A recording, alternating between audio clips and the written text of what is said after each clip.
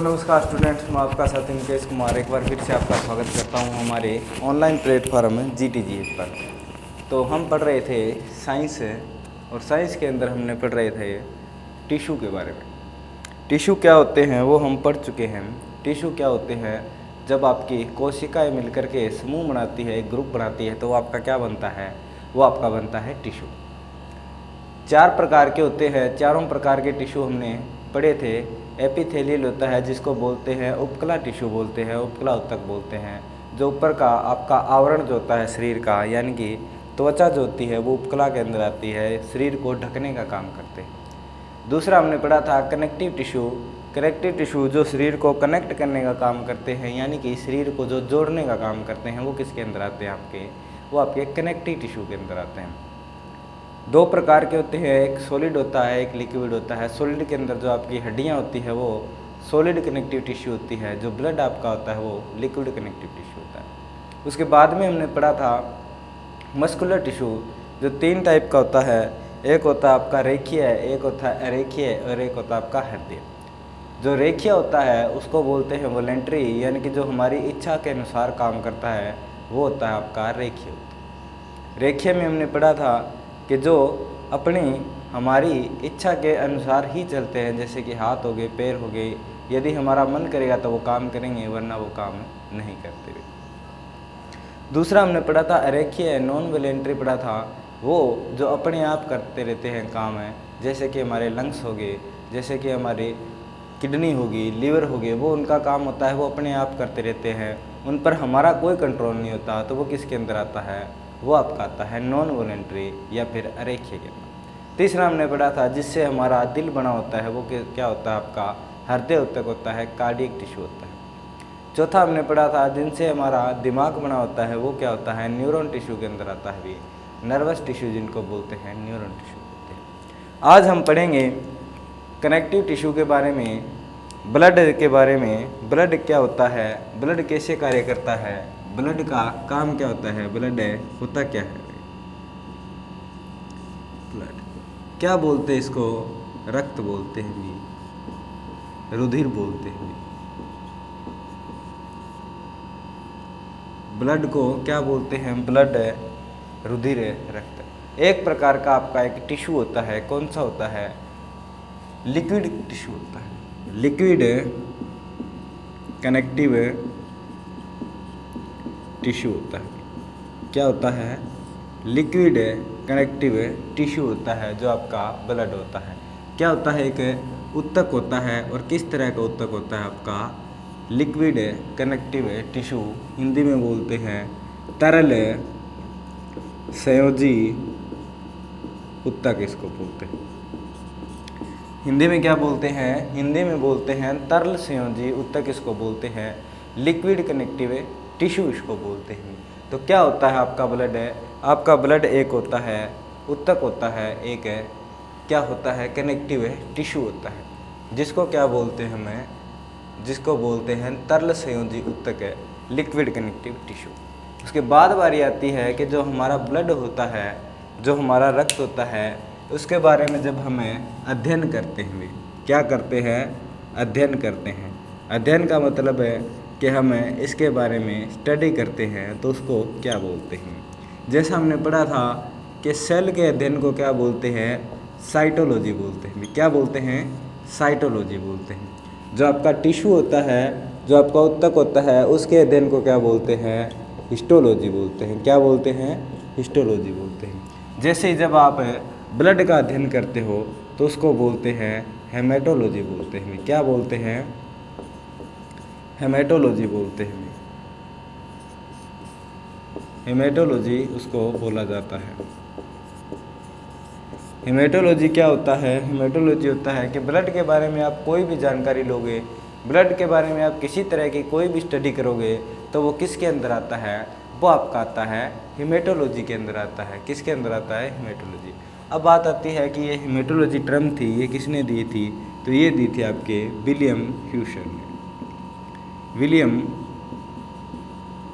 Hewson ने दी थी भाई। कौन था आपका, विलियम ह्यूसन था। इसने क्या टर्म दिया था, हेमेटोलॉजी का टर्म दिया था कि जब हम ब्लड के बारे में पढ़ेंगे तो उसको क्या बोलेंगे, उसको बोलेंगे हेमेटोलॉजी बोलेंगे। ये किसने बताया था, विलियम ह्यूसेन ने बताया था, जो आपका यूके का एक वैज्ञानिक था। विलियम ह्यूसेन ने बताया था कि जब भी कोई भी चीज़ होगी रक्त के बारे में जिसके बारे में पढ़ा जाएगा वो किसके अंदर आएगी, हेमेटोलॉजी का। और इसलिए हेमेटोलॉजी का फादर किसको बोलते हैं, फादर ऑफ हेमेटोलॉजी किसको बोलते हैं, फादर ऑफ हेमेटोलॉजी आपका होता है विलियम ह्यूसेन होता है। क्या होता है भी, फादर ऑफ हेमेटोलॉजी आपका होता है विलियम ह्यूसेन। तो क्या पढ़ रहे हैं हम पढ़ रहे हैं ब्लड के बारे में। जो हमारे शरीर के अंदर है रुधिर पाया जाता है, रक्त पाया जाता है, जिसको आप खून बोलते हो, वो क्या होता है, वो आपका होता है एक तरल संयोजी उत्तक होता है, लिक्विड कनेक्टिव टिश्यू होता है, जो शरीर को जोड़ने का काम करता है। यानी कि पूरे शरीर के अंदर क्या चलता है, हमारे ब्लड चलता है। उसके अध्ययन को क्या बोला जाता है, उसके अध्ययन को हेमेटोलॉजी बोला जाता है। जो टर्म दिया था वो किसने दिया था, ह्यूसेन ने दिया था। चलिए फिर आगे चलते हैं और देखते हैं ब्लड के अंदर क्या पाया जाता है।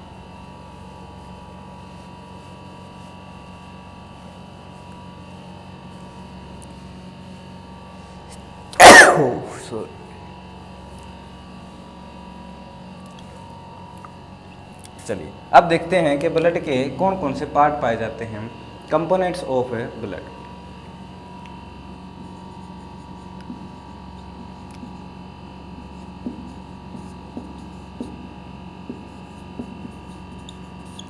रक्त के भाग कौन कौन से होते हैं, रक्त के भाग कौन कौन से होते हैं, रक्त के भाग कौन कौन से होते हैं। तो रक्त के आपके कितने भाग होते हैं, 2 भाग होते हैं। एक होता है आपका लिक्विड पार्ट है, एक होता है आपका सॉलिड पार्ट है। एक होता है आपका लिक्विड पार्ट होता है, एक आपका होता है सॉलिड पार्ट। ठीक है, लिक्विड पार्ट के अंदर आपका आता है प्लाज्मा और सॉलिड पार्ट के अंदर आपका आता है रुधिर कणिकाएँ आती हैं। क्या आती हैं, रुधिर कणिकाएँ आती हैं। उसके बाद बारी आती है कि ये तो हमारे लिक्विड का जो यानी कि जो ब्लड था उसके पार्ट हो गए। ये जो हमारे शरीर के अंदर ब्लड आता है वो जिसके अंदर ये सॉलिड और लिक्विड चीज़ें पाई जाती है वो बनता कहाँ है, शरीर के अंदर ब्लड का निर्माण कहाँ होता है। क्या आता है भी, रक्त का निर्माण, रक्त का निर्माण।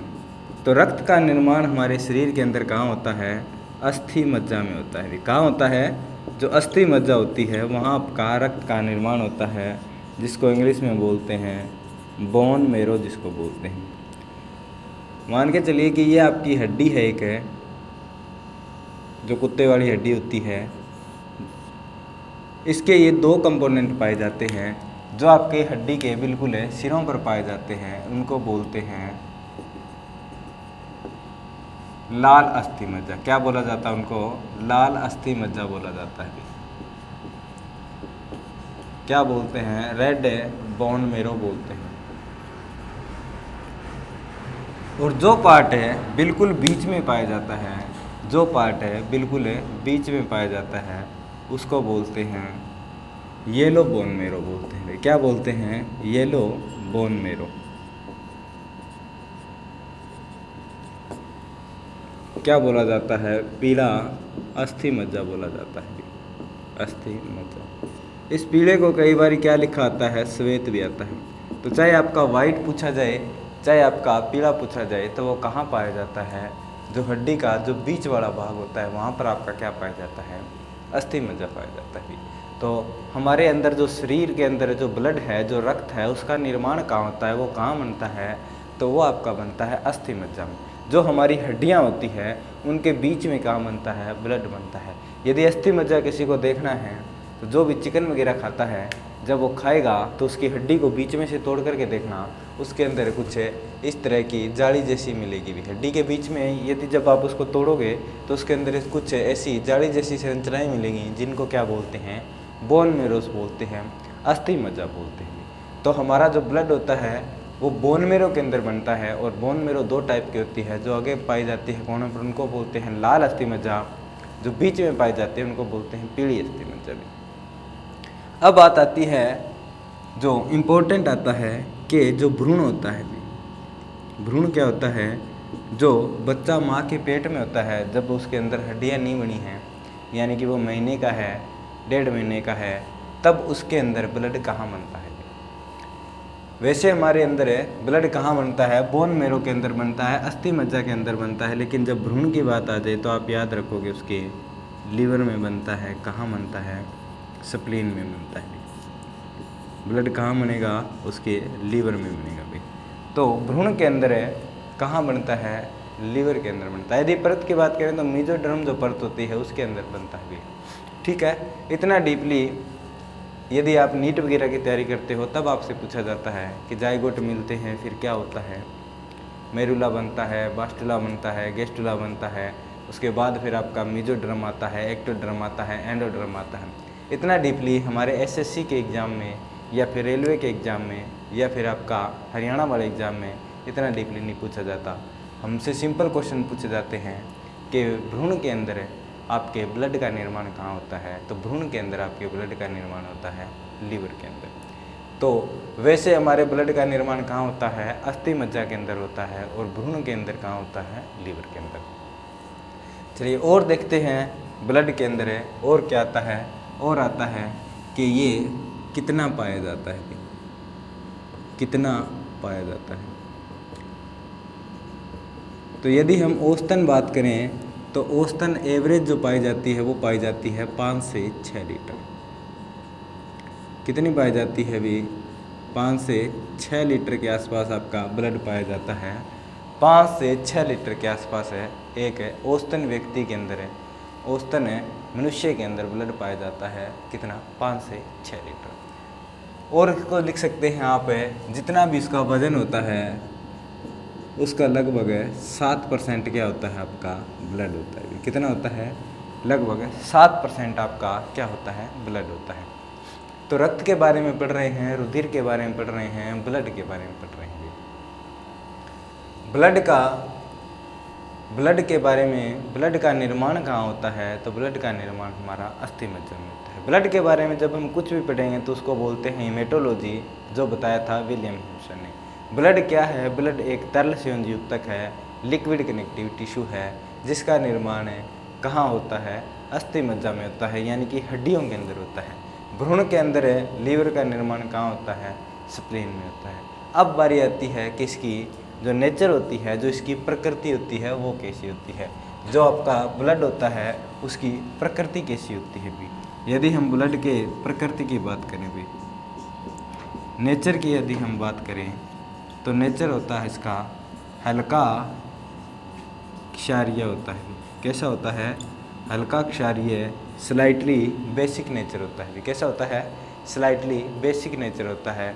और इसकी पीएच मान पूछा जाता है, पीएच मान इसका होता है आपका 7.4 होता है। कैसा होता है, हल्का क्षारीय होता है और इसका पीएच मान कितना होता है, 7.4 होता है, यानी कि 7.4 इसका क्या पाया जाता है, 7.4 इसका पीएच मान पाया जाता है।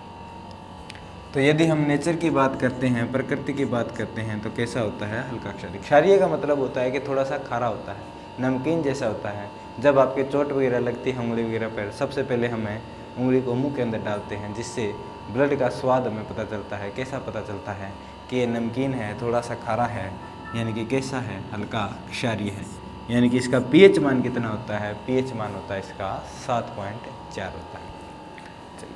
कितना पाया जाता है, 5 से 6 लीटर पाया जाता है।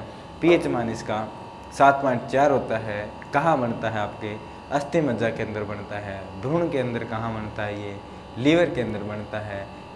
कौन कौन से इसके कंपोनेंट है, तो 2 तरह का पाया जाता है, एक लिक्विड पार्ट पाया जाता है और एक सॉलिड पार्ट पाया जाता है। चलिए और देखते हैं ब्लड के बारे में कि आगे क्या आता है ब्लड के अंदर।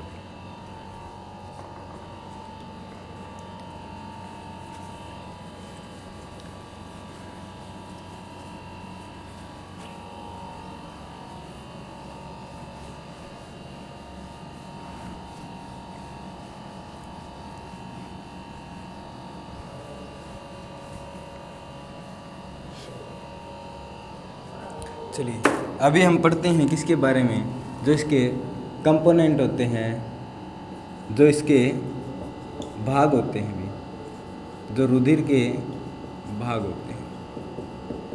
चलिए कितने भागों में पाया जाता है, हम दो के हैं भी, सॉलिड और लिक्विड है, दो भागों में पाया जाता है, सॉलिड और लिक्विड, ठोस और तरल भाग, ठोस और तरल भाग। तो यदि हम बात करें लिक्विड पोर्शन की, तो लिक्विड पोर्शन के अंदर आपका पाया जाता है प्लाज्मा पाया जाता है। कौन सा पाया जाता है, प्लाज्मा आपका पाया जाता है लिक्विड पोर्शन के अंदर। और इसके अंदर क्या पाया जाता है आपका, इसके अंदर पाए जाते हैं रुधिर कणिकाएँ पाई जाती है भी, क्या पाई जाती है, रुधिर कणिकाएँ, ब्लड कॉर्पसेल्स पाए जाते हैं।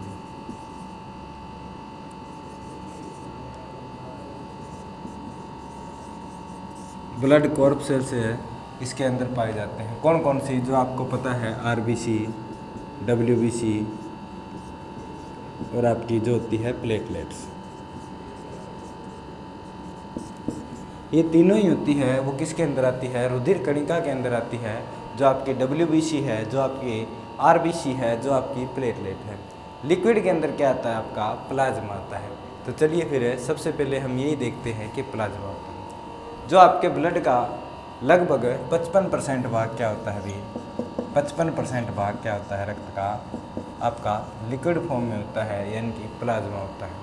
और लगभग आपका 45% भाग क्या होता है, रुधिर कणिकाएँ होती हैं। तो देखिए एक प्लाज्मा क्या होता है, प्लाज्मा कैसा होता है, क्या होता है इसके अंदर।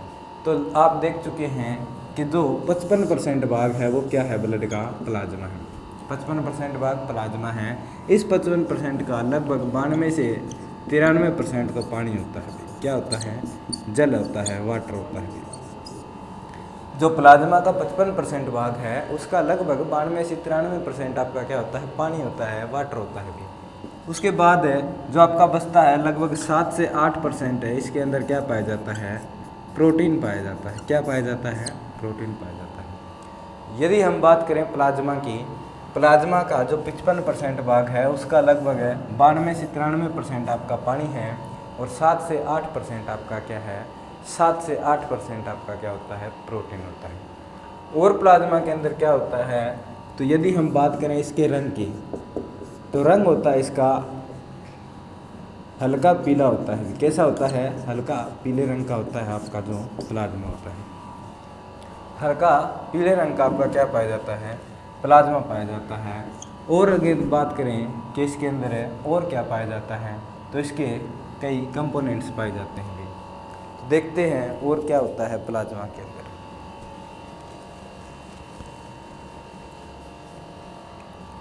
प्लाज्मा के अंदर आपका पाया जाता है एल्ब्यूमाइन पाया जाता है। क्या पाया जाता है, एल्ब्यूमाइन पाया जाता है।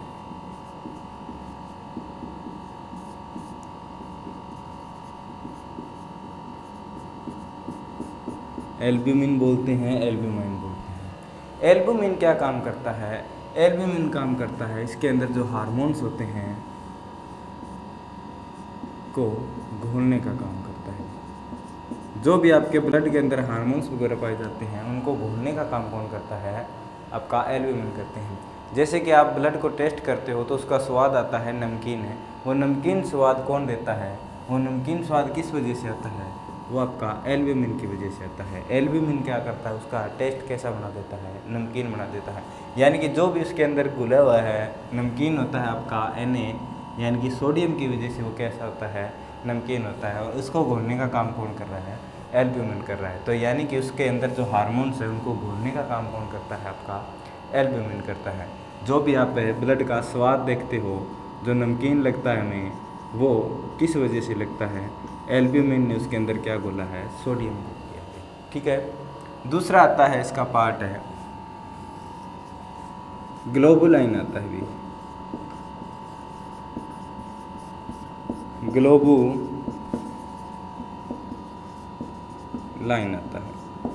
ग्लोबुलाइन क्या काम करता है, जो ग्लोबुलाइन होता है वो प्लाज्मा के अंदर आपके क्या बनाने का काम करता है, एंटीजन बनाने का काम करता है, एंटीबॉडी बनाने का काम करता है। क्या बनाता है, रोग प्रतिरोधक क्षमता बढ़ाता है, रोग प्रतिरोधक क्षमता बढ़ाता है। यानी कि जो हम बीमार पड़ते हैं, बीमारियों से लड़ने के लिए जो शरीर के अंदर, जो ब्लड के अंदर रोग प्रतिरोधक क्षमता होती है, वो कौन देता है, वो आपका ग्लोबुलिन देता है। ग्लोबुलिन क्या देता है, रोग प्रतिरोध क्षमता बढ़ाने में आपकी मदद करता है। उसके बाद में यदि हम बात करें तो तीसरा पार्ट आता है, उसको बोलते हैं, इधर लिखता हूँ मैं, जो तीसरा पार्ट आता है उसको बोलते हैं फाइब्रिनोजन बोलते हैं, फाइब्रिनोजन बोलते हैं।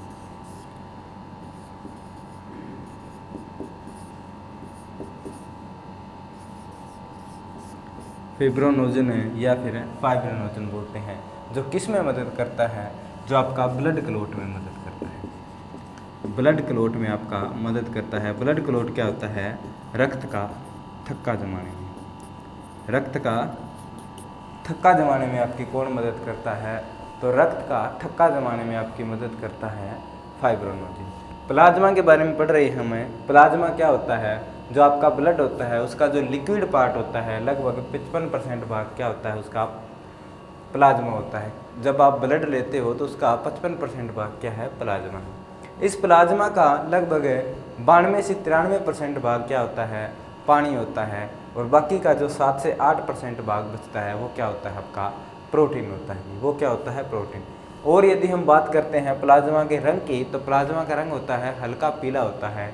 और प्लाज्मा के अंदर क्या क्या पाया जाता है, तो प्लाज्मा के अंदर आपका एल्ब्यूमिन पाया जाता है, जो किसी भी तरह के जो हार्मोन होते हैं ब्लड के अंदर उनको घोलने का काम करता है।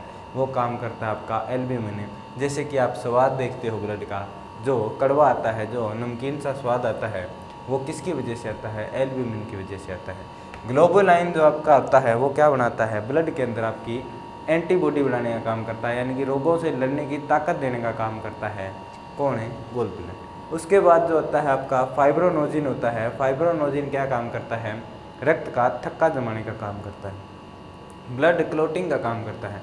रक्त का थक्का जमाने से क्या मतलब होता है कि ब्लड क्लोटिंग से क्या मतलब है, जब चोट लगती है तो कुछ देर बाद में ब्लड जो बहता है वो कुछ देर बाद अपने आप रुक जाता है।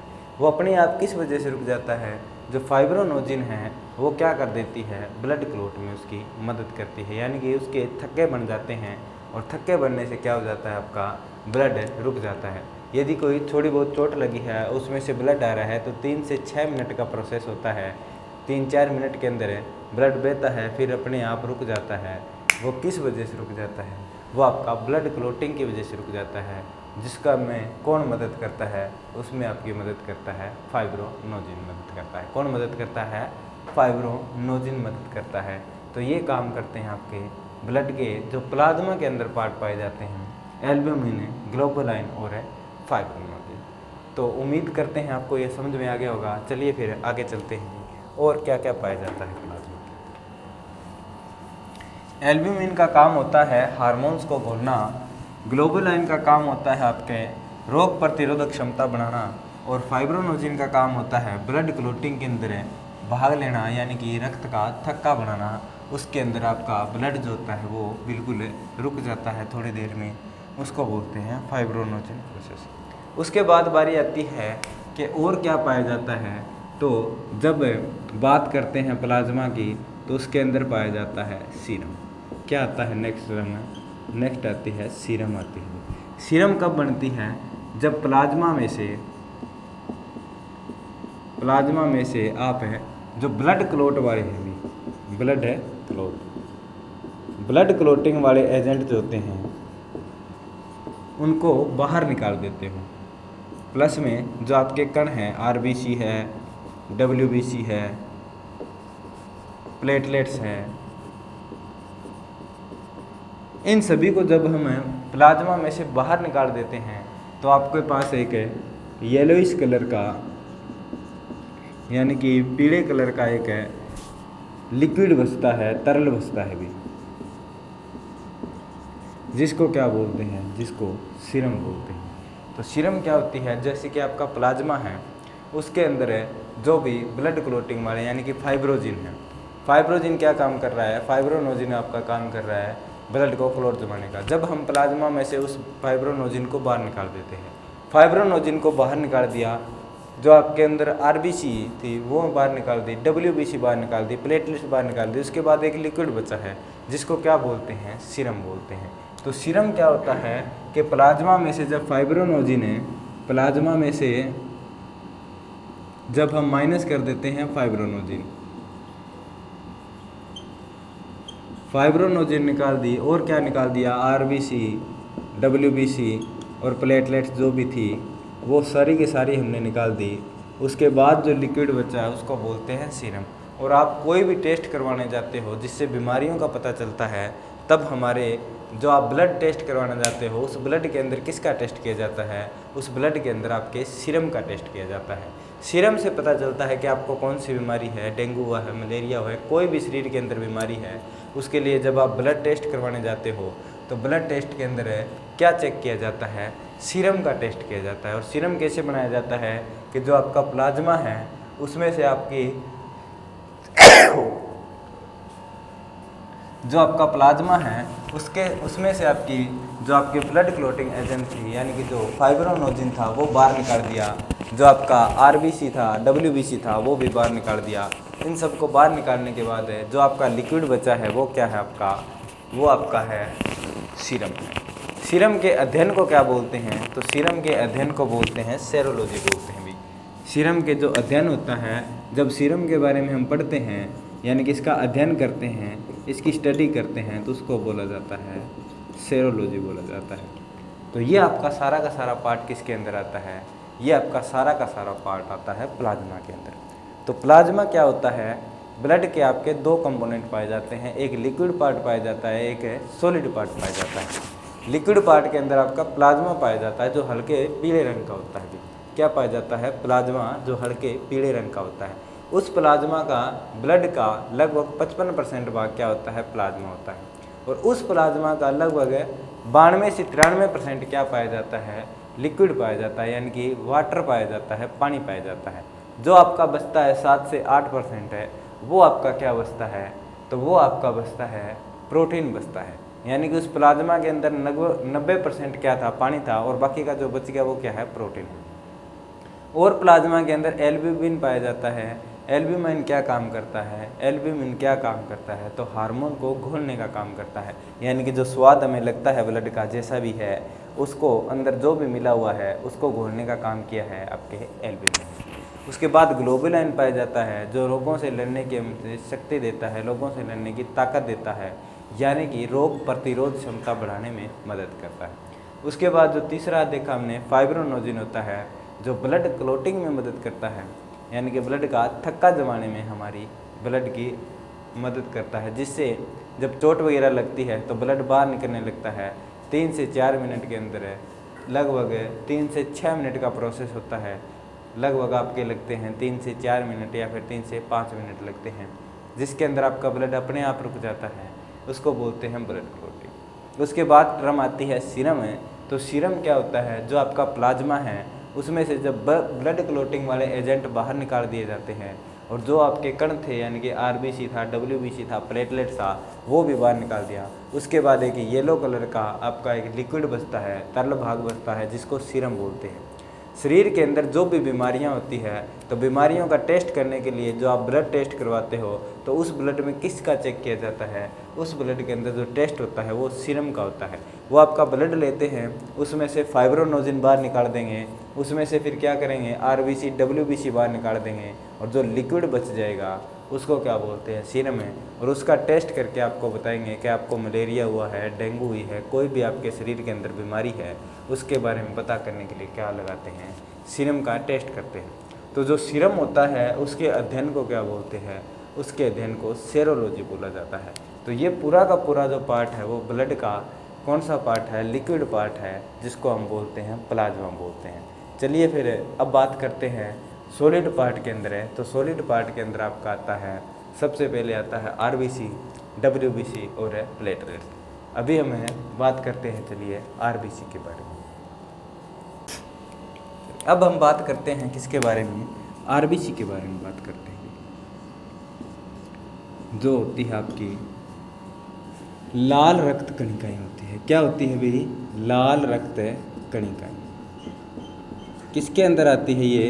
जो आपका ब्लड का सेकंड पार्ट होता है, रुधिर कणिकाएं जो होती है उनके अंदर पाई जाती है आपकी क्या?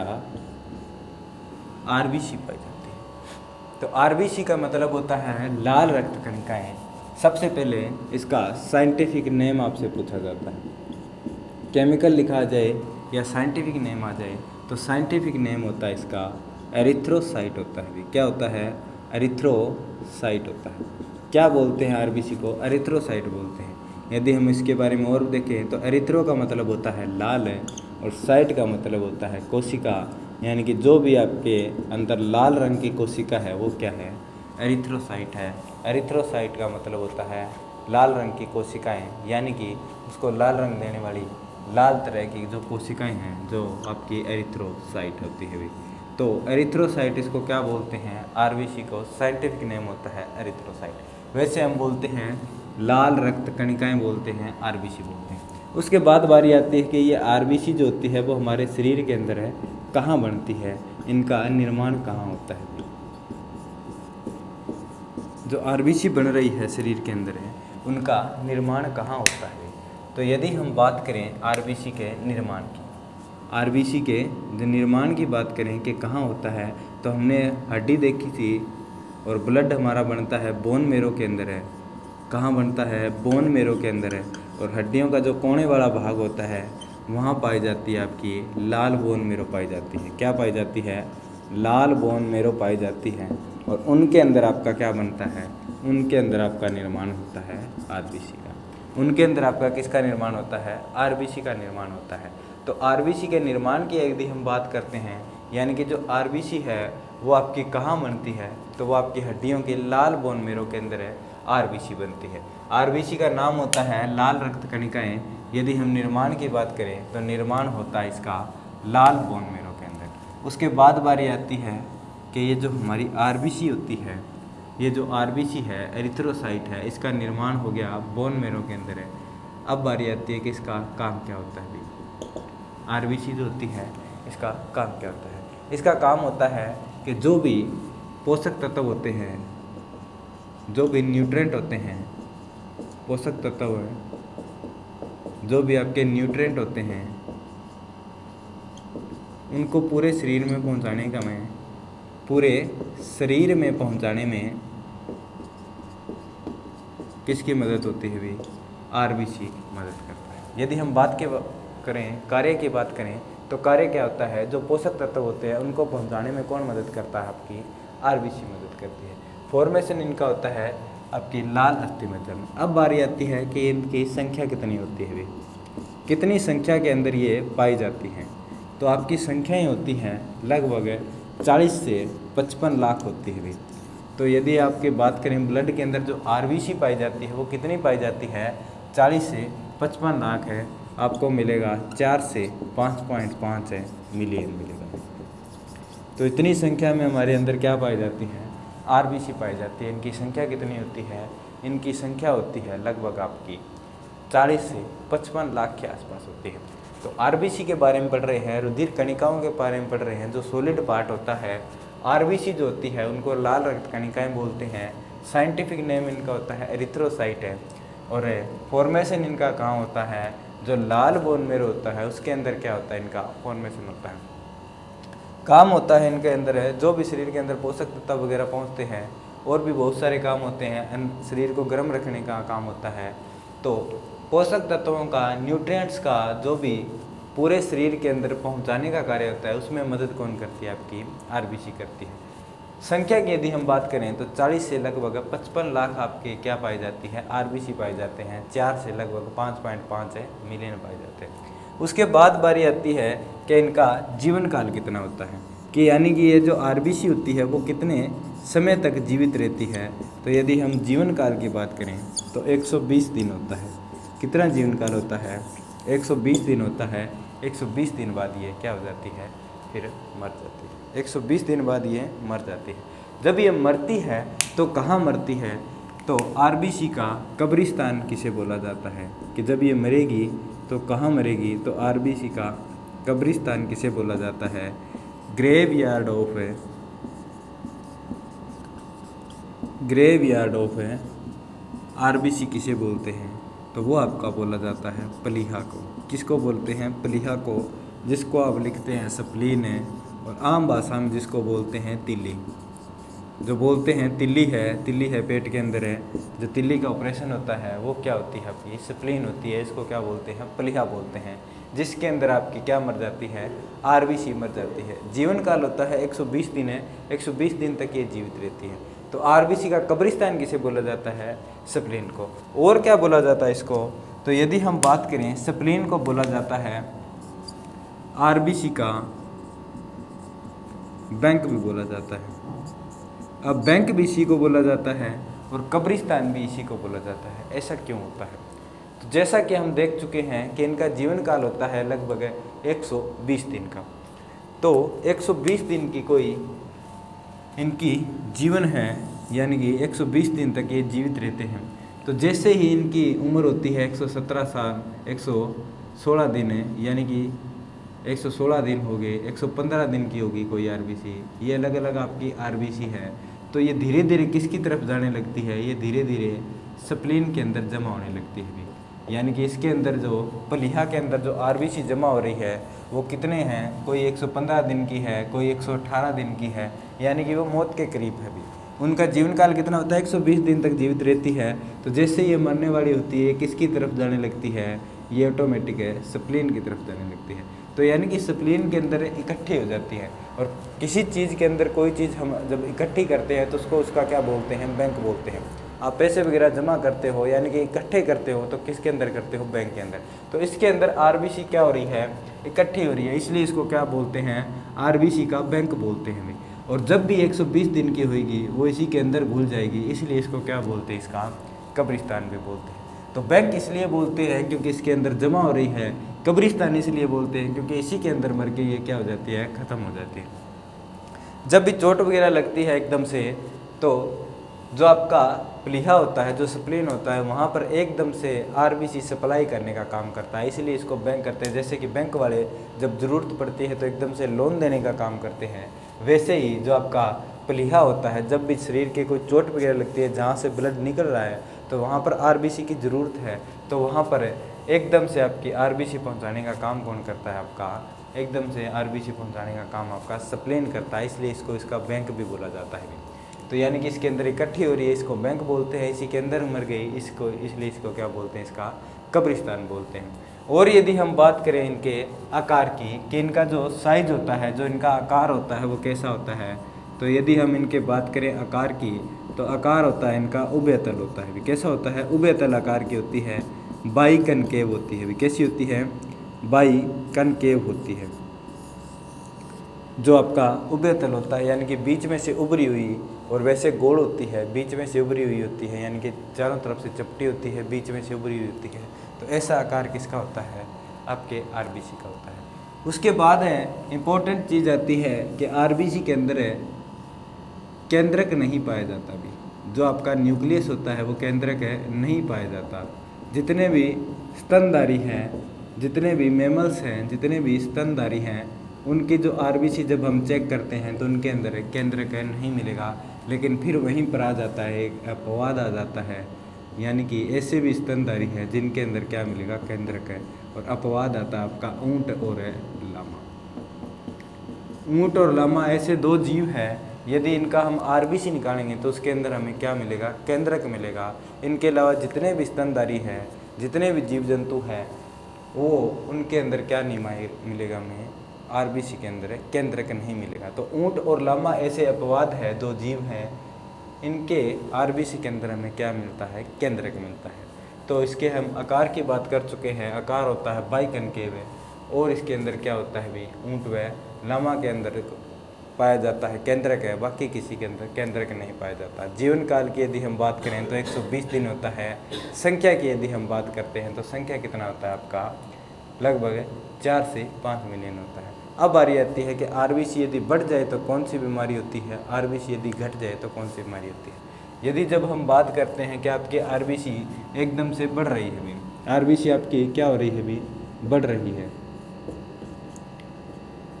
यानी कि बढ़ रही है, तो बीमारी होती है आपकी पॉलीसाइमीथिया होती हुई। कौन सी होती है? पॉलीसाइमीथिया। आसान भाषा में याद रखने पर क्या करते हैं, जैसे कि जिनके शरीर के ऊपर लाल लाल धब्बे पड़ जाते हैं, देखे होंगे जो शरीर के ऊपर लाल लाल चकत्ते पड़ जाते हैं, लाल लाल धब्बे पड़ जाते हैं, वो किस वजह से होते हैं? वो जब आपकी आरबीसी बढ़ने लगती है, यानी कि उनकी संख्या जब है इस 55 लाख से ऊपर होने लगती है, तब वो धब्बे पड़ जाते हैं। क्या होता है जब आपकी आरबीसी घट जाती है, तो आपके अंदर हो जाती है एनीमिया बीमारी हो जाती है, जिसको बोलते हैं खून की कमी। खून की जो कमी होती है वो किस वजह से होती है? जब आपकी आरबीसी आपके ब्लड के अंदर घटने लगती है, तब आपको कौन सी बीमारी होगी? एनीमिया कमी होगी, यानी कि रक्त की कमी हो जाएगी, एनीमिया बीमारी हो जाएगी। तो ये पूरा का पूरा क्या है? ये पूरा का पूरा हमारा है आरबीसी। किसके अंदर पाया जाता है? रुधिर कणिकाओं के अंदर है, सॉलिड पार्ट के अंदर पाया जाता है। तो सबसे पहले हमने देखा कि आरबीसी का नाम क्या होता है? आरबीसी का नाम होता है लाल रक्त कणिकाएँ।